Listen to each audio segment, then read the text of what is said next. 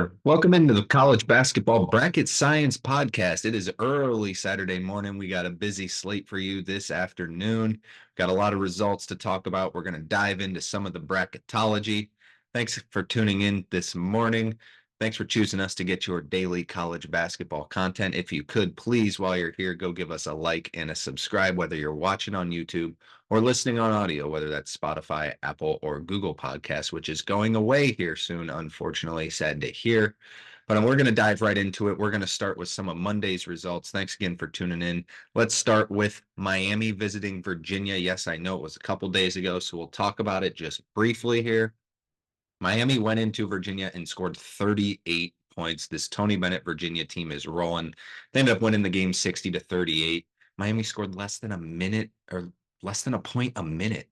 That is incredible. There was scenes of Jim Larinaga just sitting on the bench during some of the timeouts, not really interacting with his team. This Miami team is falling apart right now. On paper, they should be really good, but they're just not. They've had some injury concerns, which is unfortunate, but they're just not that good either.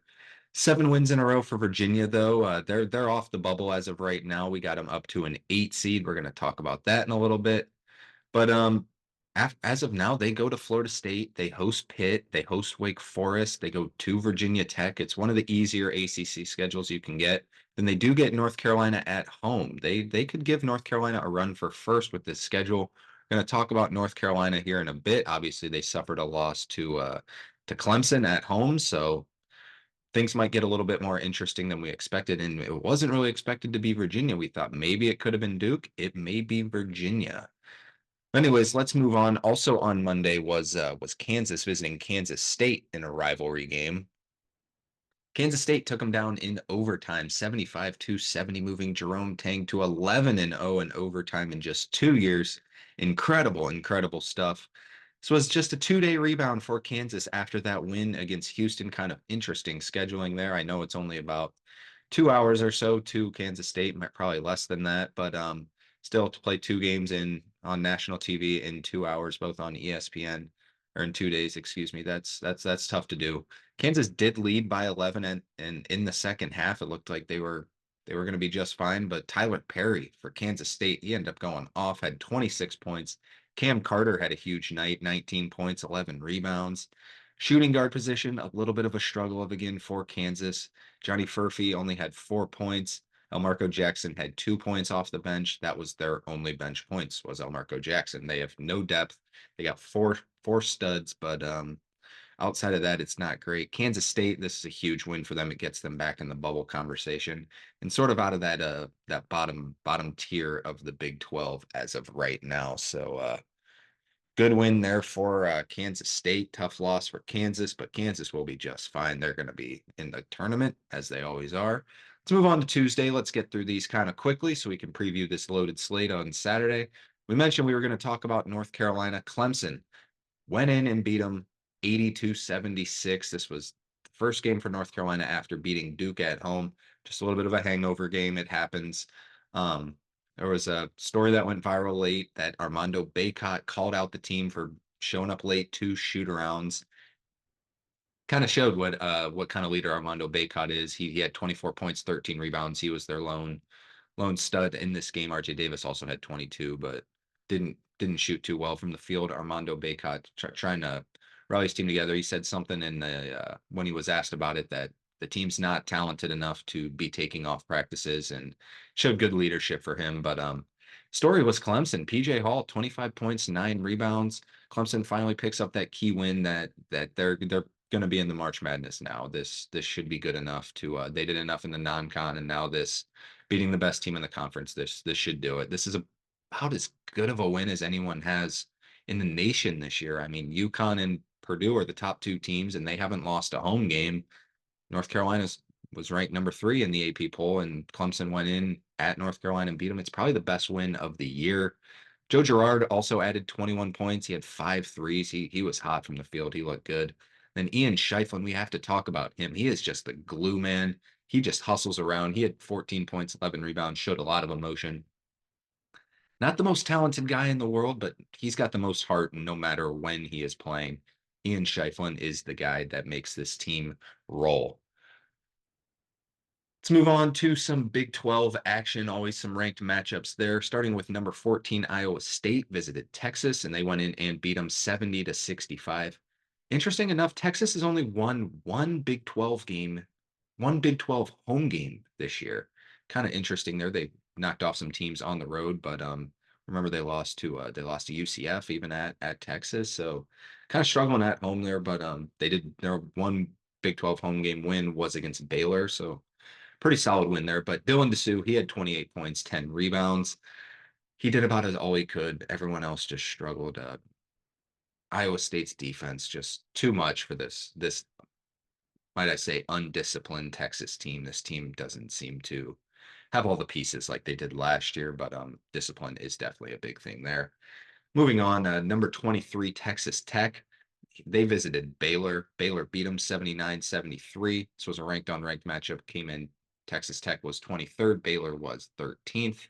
Texas Tech had been battling with the flu all week. It went out. They posted some tweets that a lot of their players were sick. So actually performed pretty well, I thought, to a sick team to compete with Baylor at Baylor. Ray J. Dennis led Baylor. He had 21 points. He's starting to come to his own as an offensive threat in this conference.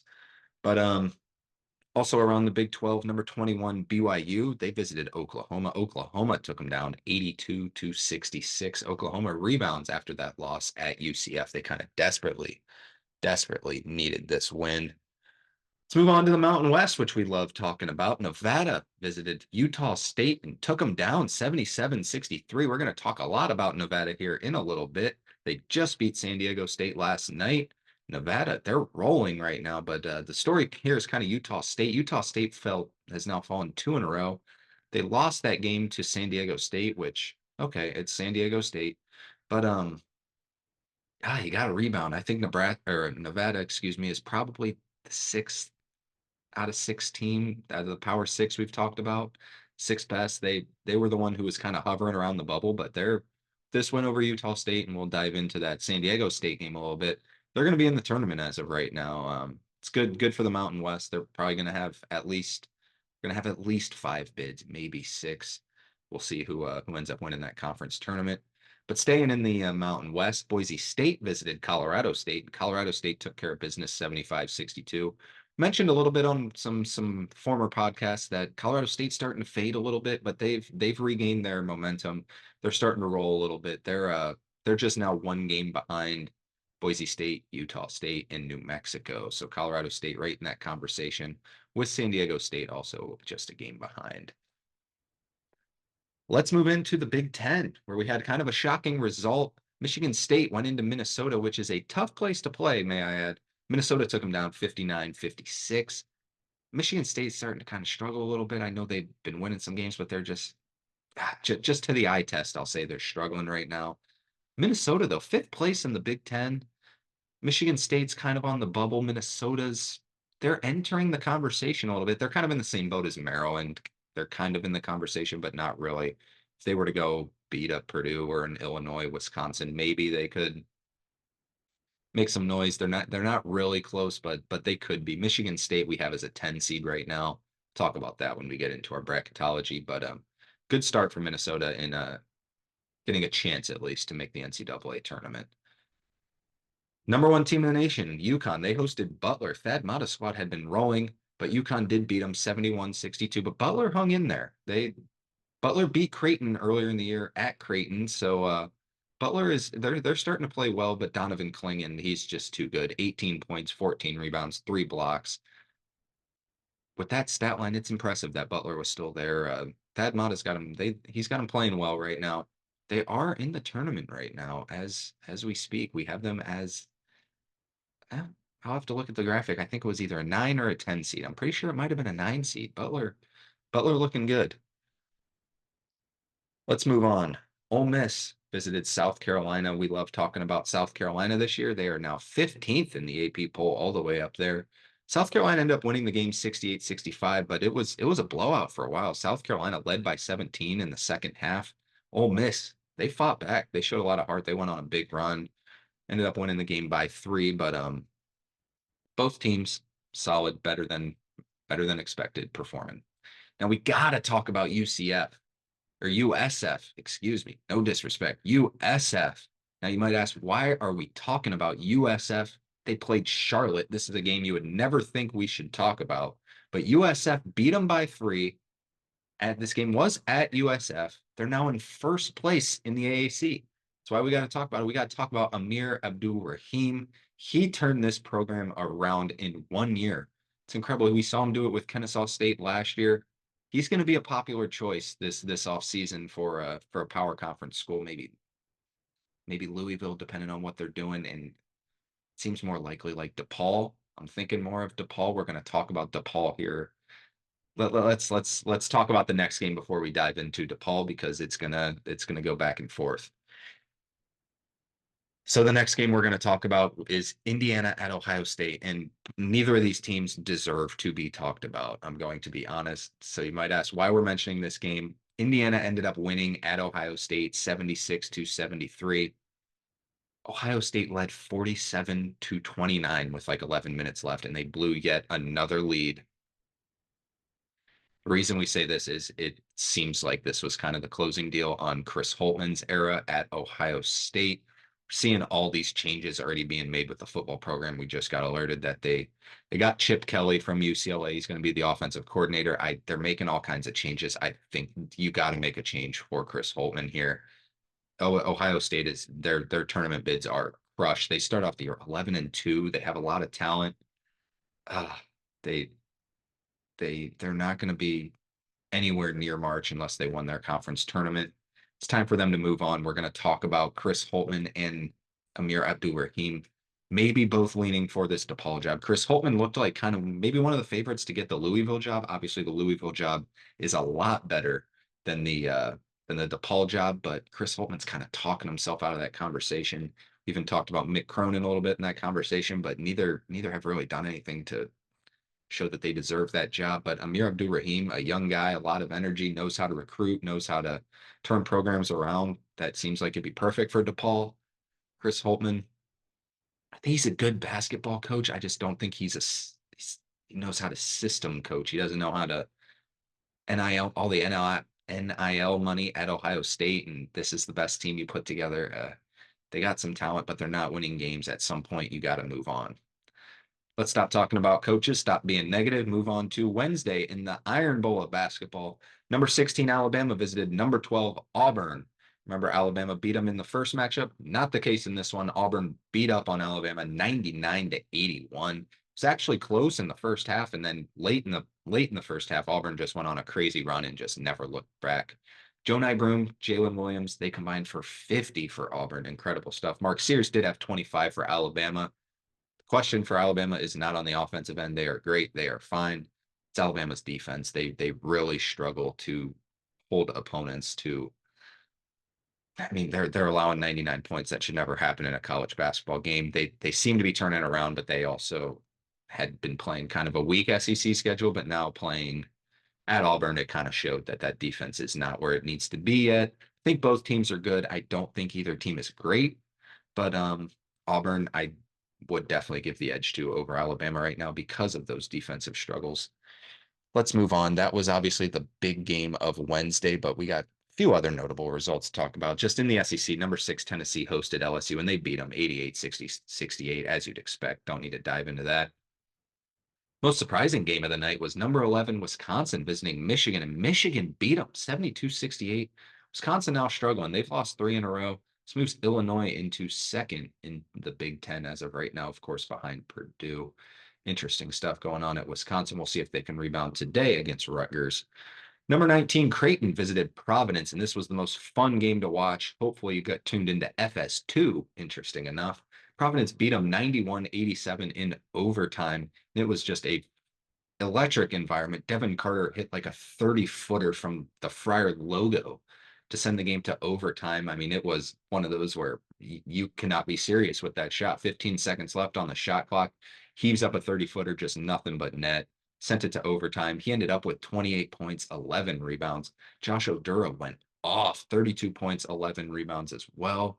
Thought Auburn scoring 50 points between the two was a lot. Well, this Providence duo of Devin Carter and Josh Oduro scored 60. Wow. Baylor Shireman, 27 points, 12 rebounds for Creighton. He's incredible, but this Creighton team is fading as of right now. They still have a good enough resume where they'll most likely be in March unless a complete debacle happens and you start losing to the DePauls of the world. But they should be in there. Also in the Big East, it was another bubble game. Villanova visited Xavier. Xavier took them down 56-53. This was a big win for Xavier. Don't look now. Xavier is rolling as of now. We talked about them not being disappointing because they had so many injuries and they lost so much from last year. It's okay to have a rough year, but man, Sean Miller, oh, they are rolling right now. 13-10. Yes, the record doesn't sound great, but they have a lot of good wins. They have a serious chance to be in the tournament this year. We have them just out as of right now, when we'll talk about them when we talk about our bubble talk.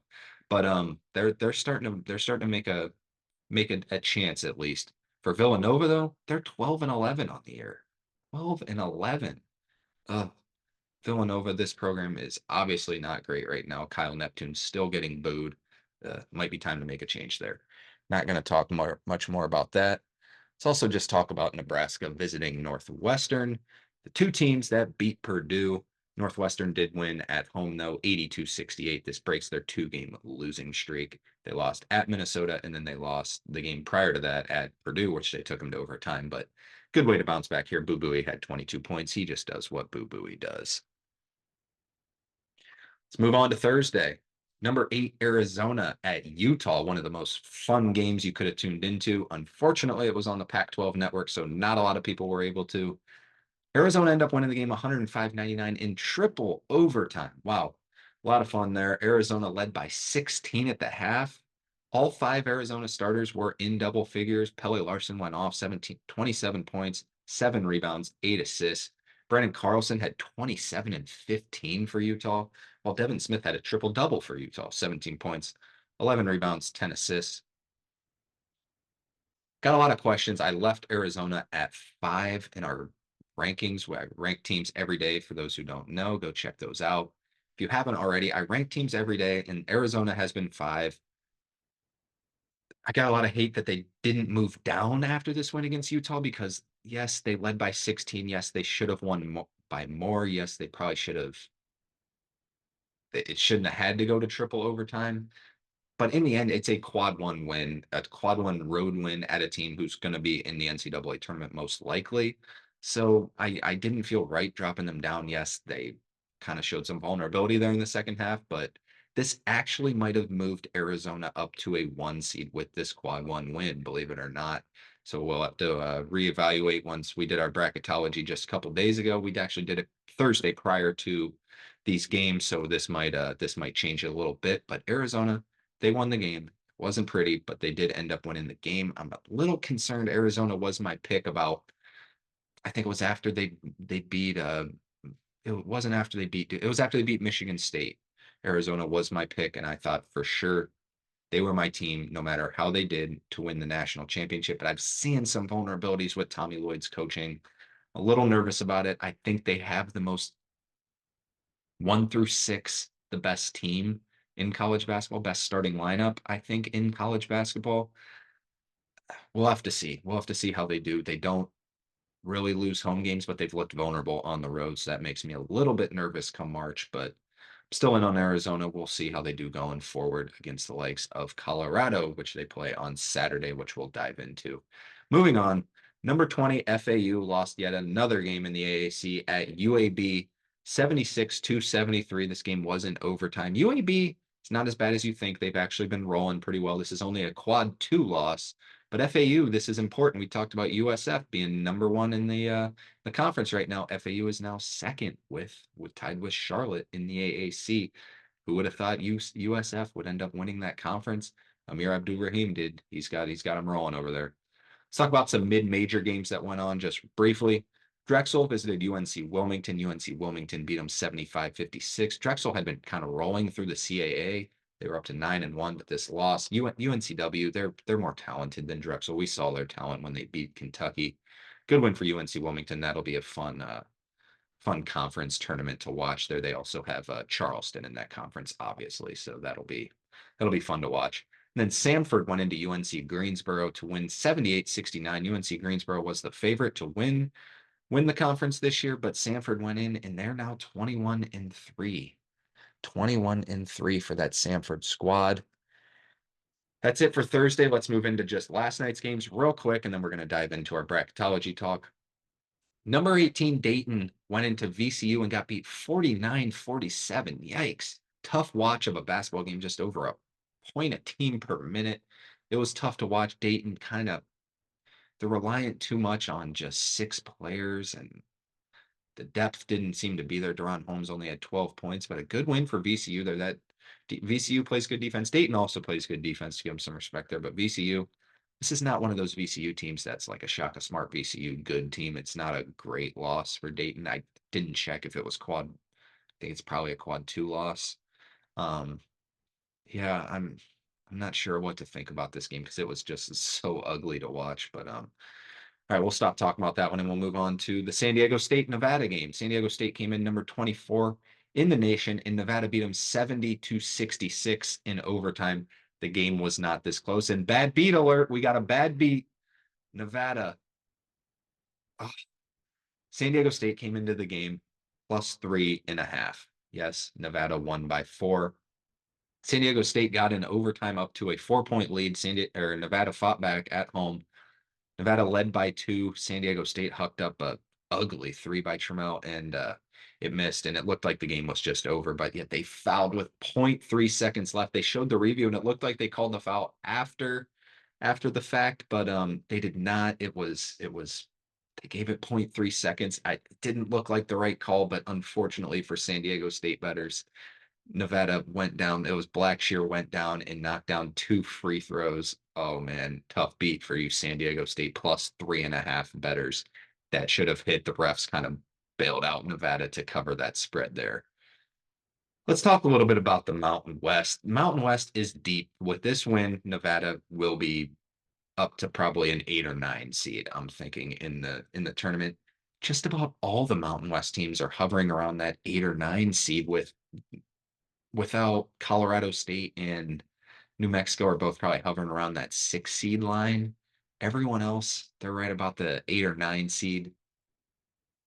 I think the conference is a little bit overrated, quite frankly. It's a fun watch, don't get me wrong, because there's 6 teams that are good. They're deep. I think they're a little bit overrated. I don't think there's really any of those teams that you're like, yep, they can make a run. Their national title, other than outside of maybe New Mexico. I don't even think Colorado State has that firepower. I think San Diego State, they have a lot of pieces back from last year, and no disrespect to Jaden Ledee. He's putting up numbers, but he's just doesn't have that it factor about him where, yes, they almost feel like you got to give him the ball when you need a bucket. They did in this game because when you need that bucket, you got to go to your best player. But it's kind of like, yeah, we have to give him the ball instead of North Carolina. Yes, get RJ Davis the ball. He will get us the point. San Diego State's kind of like, yeah, let's get it to Jaden Ledee, I guess. Try and let him make a play. I I don't think they're that talented. Nevada they're rolling right now. They're kind of on the same level as Utah State. They both have good records. I don't think they're that talented either. They might win a game in March. I think the only teams I could really see making the only team I guess I could see making a little run is New Mexico based on their talent. Got one of the best freshmen in the country along with a good backcourt. I think I think New Mexico is going to end up being that team this year that was San Diego State last year. Everyone else kind of fallen off. We kind of expected they're going to beat up on each other, but you think one would separate, and it really hasn't. New Mexico, Boise, and Utah State are at the top now, as we said. Boise has been that surprise team. They got some firepower as well, but I do think it's New Mexico. If you're taking a dark horse team from the Mountain West, take New Mexico. That is it for our weekly results. We're going to dive into our bracketology now. A lot of fun to talk about this. Now, bear in mind we did release this on Thursday. It was Thursday prior to the game, so obviously some things have changed. We're going to dive into just some of the 1 seeds, some of the 2 seeds, and then we're going to talk a lot about our bubble watch. We released a bubble watch earlier this week. The 1 seeds still are Purdue as the number 1, UConn as the second number 1, Houston as the third number 1, We had North Carolina as the fourth number one, even with that loss to Clemson. With Arizona's win, Arizona will be in that number one conversation. I'm going to say it right now. That extra quad one win. It's basically a coin flip between North Carolina, Tennessee, Kansas, and Arizona until that Arizona win, which kind of it just gives them a little bit of a boost to put them up. It's still as about as close as you can get. The last number one seed is probably just as tough as being a bubble team right now, picking who that team should be. But so that would leave the two seeds as North Carolina, Tennessee, Kansas, and Marquette. Marquette kind of just off that conversation as a one seed, but they're still in there. Let's move into the bubble watch. Now, we released a sheet. This is also on our Instagram and our Twitter, along with our Facebook, if you prefer that.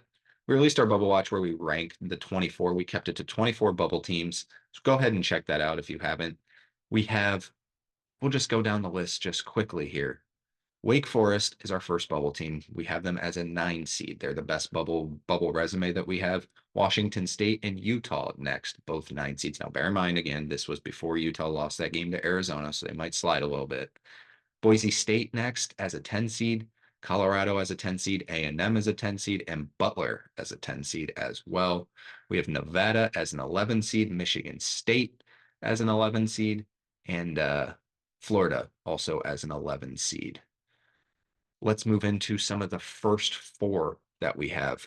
We have Providence, Nebraska, Kansas State, and Ole Miss as our first four teams, with our first team out being Texas. Texas's resume just not all the way there as of now. They're going to have to start winning some home games, pick up some quad one wins. That's all we're going to dive into as of now.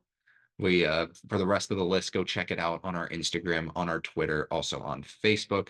It's also on our blog, bracketscience.weebly.com. Check out our Instagram, Twitter, Bracket Science, 2 S's in science there. Facebook is just Bracket Science, 2 words. Go check out the entire list there. Those are some of the notable teams that we want to discuss. Before diving into our weekend preview, this is what everyone's here for.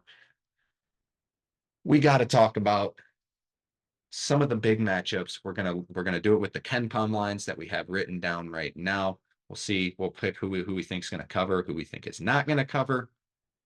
Let's just dive right into it. Let's start at 12 o'clock. Just go in time order.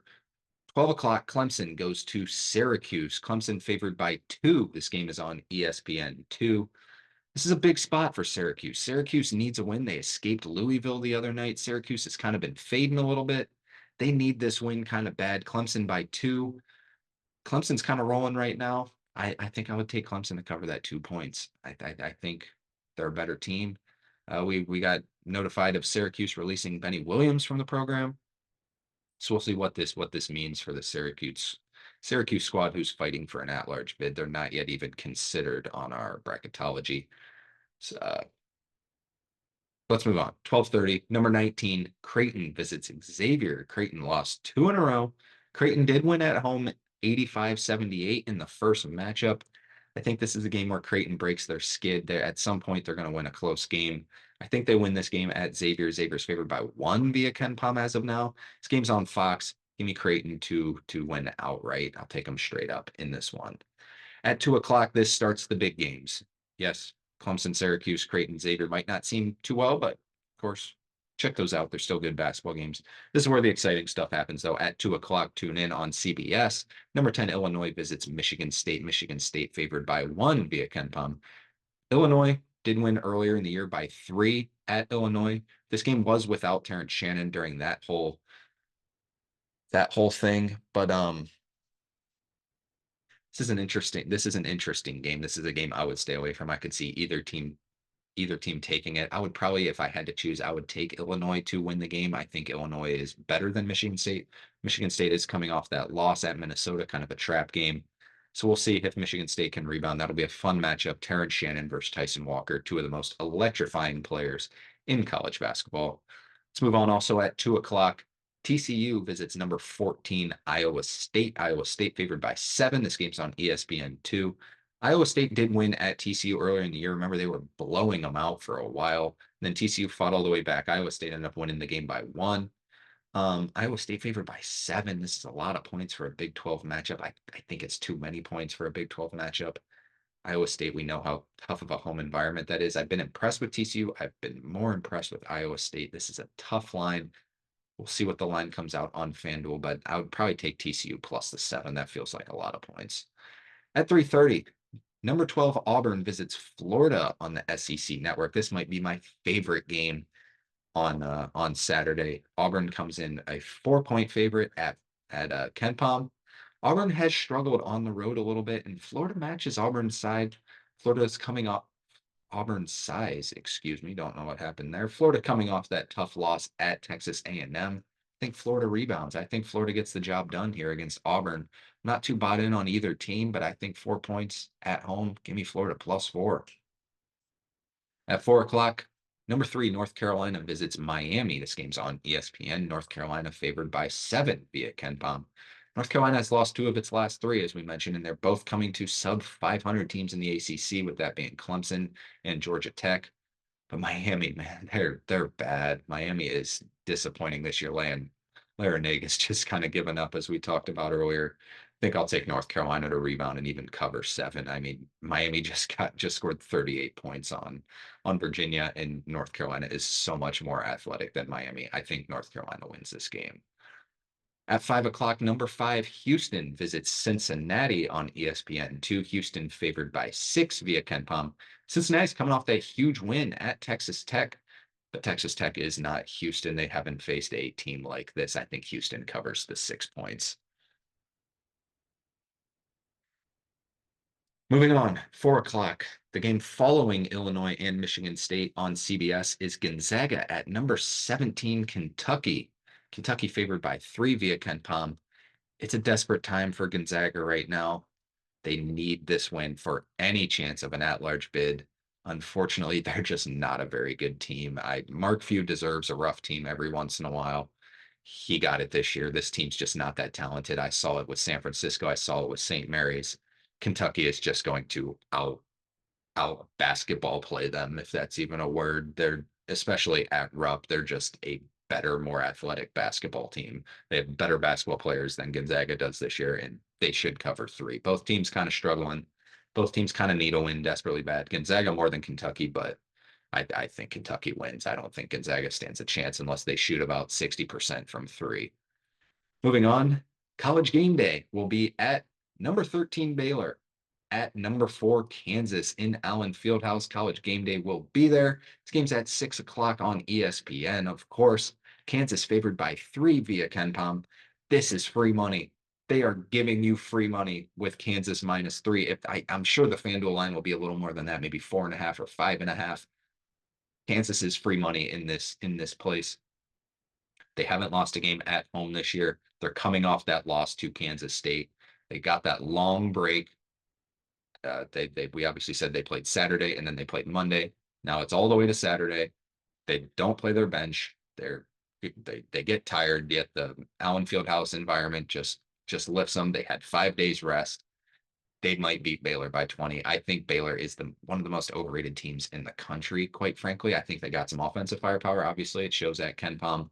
They've been top 5 just about all year. Kansas torched Houston's defense at home. What are they going to do to Baylor's struggling defense? Baylor, I love Scott Drew. I think he's an incredible coach, but Baylor just has not put all the pieces together yet this year, I don't think. I think they're a very overrated basketball team. I will take Kansas minus 3 in a heartbeat in this one. Also at 6 o'clock out of the Big East, St. John's Rick Pitino's squad visits number 7 Marquette. Marquette favored by 8. This game's on FS1. I remember that close matchup early in the year where Marquette ended up beating St. John's by 1 at Madison Square Garden. Marquette has now won 6 in a row, though, and while St. John's is fading, they've lost 5 of 7. And unfortunately for them, those 2 wins have been Villanova and DePaul. Yikes. I think Marquette covers the 8 points in this game. They've been playing better as of late, and St. John's has just been fading. I don't believe in what some of those people say. They're due for regression. That's not a real thing. Whoever you hear anyone say they're due for some regression, it's not a real thing this late in the year. Trust me on that one. Speaking of DePaul, let's just dive in to talk about them a little bit. They're about to crack 300 at Ken Palm. This might be the worst Power 5 team ever. I'm not sure. Someone fact check that. If not, they're close. But we said we're going to talk about Chris Holtman. He's maybe going to be there at DePaul. Sub 300 KenPom is just incredible. If they reach this, I don't know if Chris Holtman would even take this job at DePaul. Amir Abdul-Rahim kind of seems like more obvious choice. He's rebuilding programs, as we said, but he might even get that job at Louisville over Chris Holtman or Mick Cronin. Mick Cronin, I could even see getting this DePaul job, but whatever it is, it's going to need a lot of work. I don't think Mick Cronin would jump ship from UCLA to DePaul. That would just be stupid of him. Yet I've seen him make some interesting choices. He is so incredibly frustrated at UCLA. He's not going to go to DePaul. Forget I even said that, but it might be Chris Holtman or it could be Amir Abdul-Rahim. I would lean Amir Abdul-Rahim. Sub 300. Incredible. Now, the game we got to talk about, the game of the day, Akron, James Madison. Nobody would really ever care about this game, yet I do a lot. And thank God for ESPN2. They got it covered on ESPN2 at 6 o'clock. Akron, the leader in the MAC. James Madison, the sweetheart low major team this year. We saw them beat Michigan State earlier in the year. James Madison's favored by 5 via KenPom. This is going to be a fun matchup. Yet give me Akron. Akron, one of the most underrated teams in the country. I think they'll end up, if they win their conference tournament, they'll probably be a 12 seed is what I'm thinking. We have them as a 13 seed in our bracketology. Yet the odds of all of those 12 seeds winning their conference tournament are very unlikely. So Akron, pay attention to some of these teams. James Madison has been fading a little bit as of late. Has nothing really to do with them, but for me picking Akron in this game, I think James Madison's good, but I think Akron is one of those teams that they're sneaky Power Five conference talented good. They're 18-5 on the year. Let's talk about some of their losses. They lost on a neutral to Utah State by 3. Utah State in the top 25. Lost on a neutral to St. Bonaventure by 1. We just saw St. Bonaventure almost beat Dayton. They did lose to Drake by 20, but we know how hot Drake can be when they shoot the 3. Then a road loss at UNLV. They lost by 2. We saw Creighton get drilled at UNLV. And then they did lose at Miami, Ohio by 2, which is a little bit questionable, but that's their only loss in conference. They're 10-1 in the MAC. Watch out for the Akron Zips. At 8 o'clock, Indiana visits number 2 Purdue. Battle in Indiana. This game is on Fox. I'm quite frankly so shocked at this line. If I were to tell you an Indiana at Purdue game coming into the year, what the line would be, I'd say, yeah, Purdue's probably favored 5.5, 6.5 points, maybe at most 7.5 points. Purdue was favored by 19 points at KenPom. 19 points. Indiana, Mike Woodson, what are we doing? 19 points. You might think this sounds crazy. They played earlier in the year. Purdue went at Assembly Hall at Indiana and won by 21. 21 points. Remember that game? Indiana just came out so flat, knew they were going to get killed, and they just did.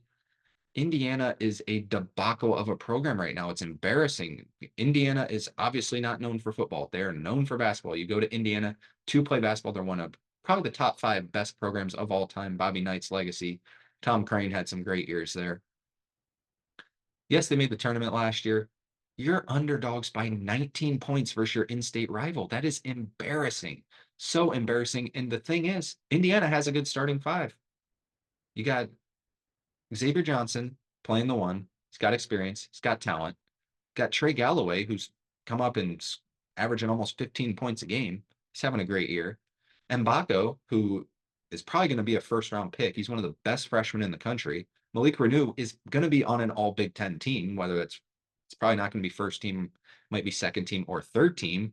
And you have Khalil Ware, who is one of the best big men in the nation. He was one of those you could see if you said, yeah, he would stay another year and win the national player of the year once Zach Edey's gone, you would believe it. 7 foot, can move, can shoot the 3, block shots at a high rate. That's their starting 5. They have an incredible starting 5, yet they're underdogs by 19 points at Purdue. Are you kidding me? Mike Woodson, figure it out.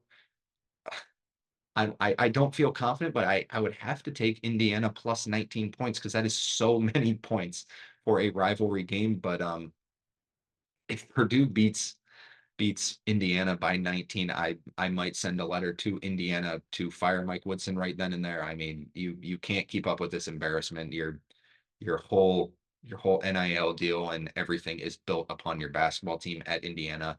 If you get beat by 20 twice to a rival school in Indiana, that's it. That's it for Mike Woodson. No, I'm not an Indiana fan. Don't think I'm an Indiana fan. It hurts me to watch Mike Woodson just put this program in the ground. It's ugly. I know they lost Trace Jackson Davis and Jalen Hood Scafino, but 19 points. Your Indiana, recruit someone for God's sakes. Let's move on. At 8 o'clock on ESPN, number 6 Tennessee visits Texas A&M. Texas A&M came off that win against Florida, kind of squeaked one out there. Tennessee is still favored by 5 via KenPom. I would recommend to never bet a Texas A&M game because it all comes down to Wade Taylor. Wade Taylor could go 12 of 13 for 3 for all I know and just torch a team. I don't think he's going to do it against Tennessee, but he could also shoot 1 for 18 for all you know. He fires up everything, and sometimes it's great. He's a great basketball player, sometimes it's not, but it's kind of what they expect him to do. He's going to need some help from Henry Coleman and Tyrese Radford against this obviously great Tennessee defense. Tennessee does need this game for their SEC title hopes. I would probably take Tennessee to cover the 5 in this game because of all these reasons. I think they put Zakai Ziegler on Wade Taylor and he'll frustrate him a little bit. Let's move on to the 10 o'clock games. We got a late slate, so everyone bear in mind. Um, Number 8 Arizona visits Colorado. This game is on ESPN, the last game on ESPN. Arizona's favored by 3 via KenPom. I think I saw someone leak it a little bit that it's Colorado's actually favored in this game. It got on some sports book website or something. I don't know. But bear in mind, Arizona beat Colorado by 47 earlier in the year. They beat them 97 to 50. Yes, it was at Arizona, and Arizona's kind of struggled on the road, but they beat them by almost 50. I would, if I were to bet Colorado in this game, I would not feel confident at all. I would definitely take Arizona probably just to win the game if Colorado was really favored. Um, we just saw Arizona struggle a little bit with Utah, but this was kind of a trap game because I do still think Colorado's the second best team in the conference. Arizona has a 1-game lead in this conference. They beat them by 47. I'm taking Arizona to win this basketball game. Out of the Mountain West, which we love talking about, Boise State visits number 22 Utah State. This game's on FS1. Utah State is favored by 4 via KenPom. This is going to be a fun watch. I would expect everyone to tune into this one. Utah State struggling, as we said, they've lost 2 in a row. I think it's going to be back and forth. It's going to be a close one. Both teams are very similar. I think I'll take Boise to cover the 4. I'm more in on Boise State's talent than Utah State, but yeah, we'll have to see how that does going forward. One more game we got to talk about. At 10 o'clock, Kansas State visits number 21 BYU. This game's on ESPN2. BYU favored by 11 via KenPom. Kansas State has lost 4 of the last 5 with that 1 win being against Kansas at home in that rivalry game. Love Jerome Tang, but BYU's gonna beat up on him, I think, at home. It's one of the toughest places to play at BYU. 11 points is a lot of points. I think I would probably lean covering BYU in this one, though. I think they're more talented. They shoot the lights out from 3, and I think they do it against Kansas State. See if Jerome Tang can get it done, but I'll take BYU. That's it. 16 games, our Sweet 16 games. Hopefully you guys enjoyed that preview. That's going to end our show for the day. Thanks again for tuning in. Be sure to check us out on Instagram and Twitter and Facebook. Our Instagram and Twitter is at Bracket Science. 2 S's. Our Twitter or Facebook is Bracket Science, 2 words. Post our stuff first on bracketscience.weebly.com. Go check out that blog. We are close to kneeling. We are close to getting a sponsorship with some companies. We're not going to speak that out of existence, but might have a chance to getting more of a where we're doing about 2 days a week now. Hopefully we're going to get to maybe 3 or 4 days a week if we do get this sponsorship. So we're very close. So we really appreciate everyone who tunes in and listens. That's what's making all this possible. Really appreciate it. Be sure to go check out that Instagram and Twitter. We post all the results of the games. We post games of the day, games to watch, bracketology. We post everything on there. We have started to grow a little bit of a following on Instagram. We really appreciate that. So whoever's coming from there, we really appreciate it. We're going to do a mailbag episode next week. So everyone send in your questions. Go check out the poll below. If you made it this far, we appreciate it. Go check out the poll below. It's going to be what team you would like to see be that fourth number one seed. As we said, it is a very close coin flip. So go while you're down there, go give us a like and a review while you're at it. We would really appreciate it. Give us that 5-star review. It goes a long way. Or if you're on YouTube, drop some comments. Let us know what you think. Give us that like, give us that subscribe. Go follow. We really appreciate it. Thanks again for tuning in. Have a great Saturday. See you later.